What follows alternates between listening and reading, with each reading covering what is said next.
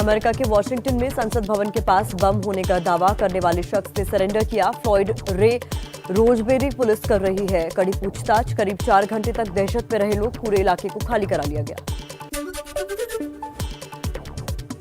UNSC बैठक में विदेश मंत्री एस जयशंकर का बिना नाम लिए पाकिस्तान पर प्रहार। कहा, कुछ देशों का जैश और लश्कर के आतंकियों को समर्थन। ऐसे देश आतंक के खिलाफ लड़ाई कमजोर कर रहे हैं।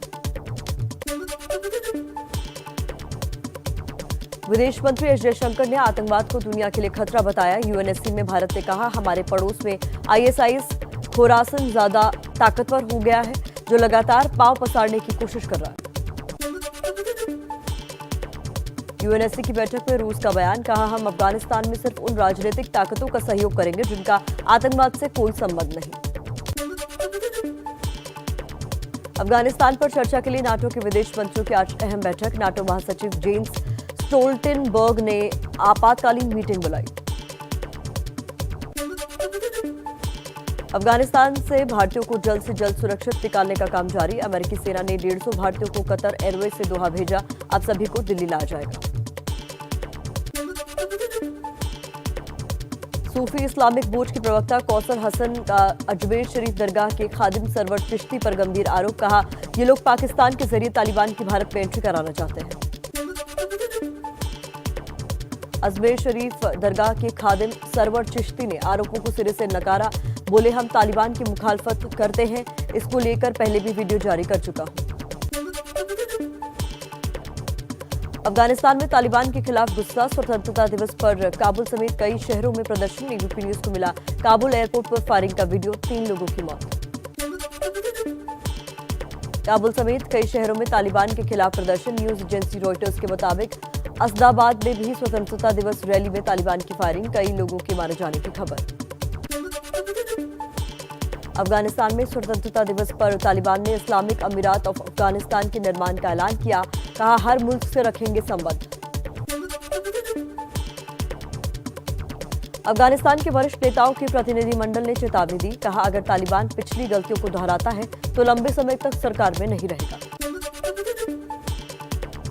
अफगानिस्तान पर कब्जे के 4 दिन के अंदर ही तालिबान में फूट। बख्शखा तालिबान ने पश्तून तालिबान पर अपने लीडर को कैद करने का आरोप लगाया।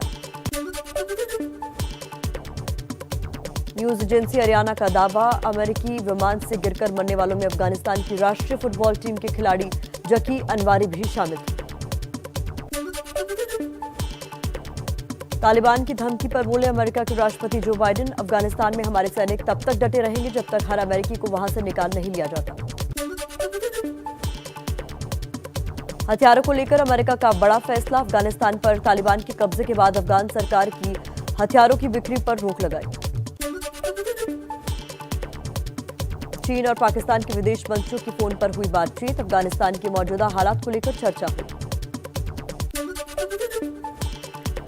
तालिबान को लेकर चीन के विदेश मंत्रालय के प्रवक्ता हुआ चुनयिंग ने कहा, तालिबान अब ज्यादा साफ और तर्कसंगत दिखाई दे रहा है। उम्मीद है कि वो अपने वादों को पूरा करेगा। आगे बढ़ते हुए अब राजनीति से जुड़ी हुई कुछ अहम खबरें फटाफट अंदाज। दिल्ली में गृह मंत्री अमित शाह के घर यूपी चुनाव को लेकर करीब 3.5 घंटे मंथन। राज्य में 5 से 7 मंत्री बनाए जाने पर चर्चा हुई। पार्टी अध्यक्ष जेपी नड्डा, यूपी के सीएम योगी आदित्यनाथ, बीएल संतोष, स्वतंत्र देव सिंह और सुनील बंसल शामिल हुए। बीजेपी अध्यक्ष जेपी नड्डा का आज से 2 दिनों का उत्तराखंड दौरा। चुनावी तैयारियों को लेकर 8 अहम बैठकें करेंगे। मुंबई में बीजेपी की जन आशीर्वाद यात्रा के दौरान केंद्रीय मंत्री नारायण राणे ने बाल ठाकरे को श्रद्धांजलि दी। स्मृति स्थल से उनके जाने के बाद शिव सैनिकों ने जगह का शुद्धिकरण किया। नारायण राणे की जन आशीर्वाद यात्रा को लेकर मुंबई पुलिस ने 7 एफआईआर दर्ज की है। कोरोना काल में बिना इजाजत रैली निकालने का आरोप है। प्रधानमंत्री नरेंद्र मोदी आज सुबह 11 बजे सोमनाथ में कई परियोजनाओं का लोकार्पण करेंगे। वीडियो कॉन्फ्रेंसिंग के जरिए होगा कार्यक्रम। समुद्र दर्शन पथ, सोमनाथ प्रदर्शनी केंद्र और पुराने मंदिर के नए बने परिसर का उद्घाटन का कार्यक्रम है। राज्यों को ओबीसी की लिस्ट बनाने का अधिकार मिला। ओबीसी बिल पर राष्ट्रपति रामनाथ कोविंद की मुहर के बाद कानून लागू। दिल्ली में सोनिया गांधी के नेतृत्व में शाम 4 बजे विपक्ष के नेताओं की बैठक। कांग्रेस शासित राज्यों के मुख्यमंत्रियों के साथ शरद पवार, ममता बनर्जी और उद्धव ठाकरे भी शामिल होंगे। पूर्व प्रधानमंत्री राजीव गांधी की आज 77वीं जयंती। सुबह 7:30 बजे राजीव गांधी के समाधि स्थल पर कांग्रेस के कार्यक्रम का आयोजन।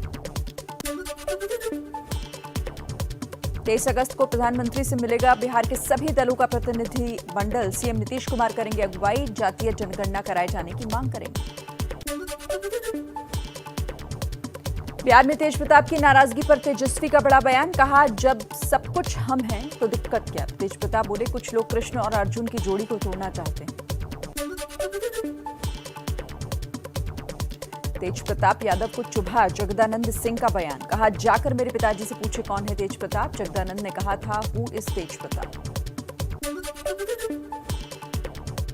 आरजेडी नेता जगदानंद सिंह का तेज प्रताप पर निशाना। बोले, तेज प्रताप सिर्फ सम्मानित विधायक हैं। जनता ने तेजस्वी यादव को मुख्यमंत्री लायक माना है।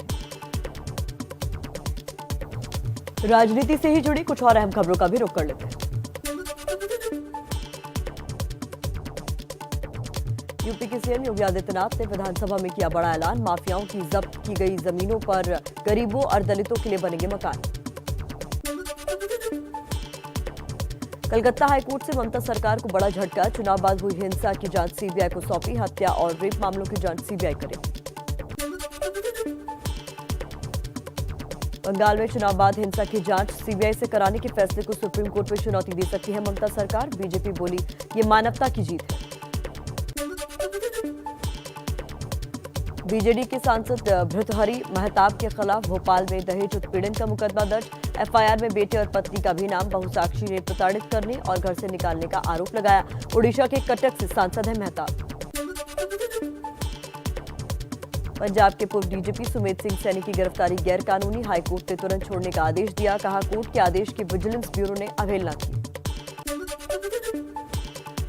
यूपी धर्मांतरण केस में मुख्य आरोपी उमर गौतम समेत 6 आरोपियों के खिलाफ चार्जशीट दाखिल। यूपी एटीएस ने आरोप पत्र दाखिल किया। दिल्ली की कड़कड़झूमा कोर्ट में कांग्रेस की पूर्व पार्षद इशरत जहां की जमानत पर सुनवाई। दंगों की साजिश के आरोप में इशरत को गिरफ्तार किया गया। पहलवान सागर धनखड़ हत्याकांड में दिल्ली की रोहिणी कोर्ट में आज सुनवाई। सुशील पहलवान समेत सभी आरोपी वीडियो कॉन्फ्रेंसिंग के जरिए पेश होंगे। पॉन केस के फंदे में फंसे राज कुंद्रा की जमानत याचिका पर आज सेशंस कोर्ट में सुनवाई। पॉन फिल्में बनाने के आरोप में मुंबई पुलिस ने उन्हें गिरफ्तार किया। जम्मू कश्मीर के राजौरी में मुठभेड़ के दौरान एक आतंकी ढेर। राष्ट्रीय राइफल्स के जेसीयू शहीद। थाना मंडी इलाके में मुठभेड़ हुई। जम्मू कश्मीर के श्रीनगर में सीआरपीएफ कैंप पर आतंकी हमला। आतंकियों ने ग्रेनेड फेंका। 2 जवान घायल। सुरक्षा बलों ने इलाके की घेराबंदी की। सर्च ऑपरेशन जारी। जम्मू कश्मीर के कुलगाम में अपनी पार्टी के नेता गुलाम हसन लोन की गोली मारकर हत्या। लोन 4 महीने पहले ही पीडीपी से इस्तीफा देकर अपनी पार्टी में शामिल हुए। नेशनल कॉन्फ्रेंस के नेता उमर अब्दुल्ला ने हत्या की निंदा की। पीडीपी अध्यक्ष महबूबा मुफ्ती ने कहा, दुर्भाग्य से कश्मीर में राजनीतिक हत्याओं का सिलसिला थमने का नाम ही नहीं ले रहा। और चलिए आगे बढ़ते हुए कुछ क्राइम से जुड़ी खबरें देख लेते हैं। स्टॉक ब्रोकिंग फर्म कार्वी के चेयरमैन सी पार्थ सारथी को हैदराबाद पुलिस ने गिरफ्तार किया। बैंक धोखाधड़ी मामले में ये गिरफ्तारी हुई है। एनसीबी ने मुंबई एयरपोर्ट से सोने की तस्करी को लेकर 3 महिलाओं को गिरफ्तार किया है। स्कैनिंग के दौरान महिलाओं के पेट से 50 लाख से ज्यादा का सोना मिला है। एमपी में रतलाम जिले का बारिश से जावरा शहर जलमग्न हो गया है। इलाके में पानी भरा हुआ है। बदहाल है लोगों की जिंदगी। घर और दुकानों में भी पानी घुसा हुआ है। एमपी के राजगढ़ में पार्वती नदी के टूटे पुल से वाहन पलटकर नदी में गिरा। एक ही परिवार के 5 लोग बहे। पुलिस ने रेस्क्यू कर नदी से निकाला। यूपी के लखीमपुर खीरी में शारदा नदी का कटान लगातार जारी। अब तक घुसियाना गांव के दर्जनों घर नदी में समाये। एक घर के कटकर नदी में गिरने का वीडियो वायरल। मुंबई में कोरोना वैक्सीन की कमी से टीकाकरण बंद। सरकारी और महानगर पालिका के टीका केंद्रों पर आज नहीं लगेगी वैक्सीन की डोज। देश में कोरोना रोकथाम के लिए वैक्सीनेशन अभियान तेज। बच्चों के लिए सितंबर तक कोरोना वैक्सीन आने की उम्मीद। कंपनी के मुताबिक 66.5% कारगर है वैक्सीन। हिमाचल प्रदेश के सीएम जयराम ठाकुर का दावा, 31 अगस्त तक राज्य में 100% लोगों को कोरोना वैक्सीन की पहली डोज लग जाएगी।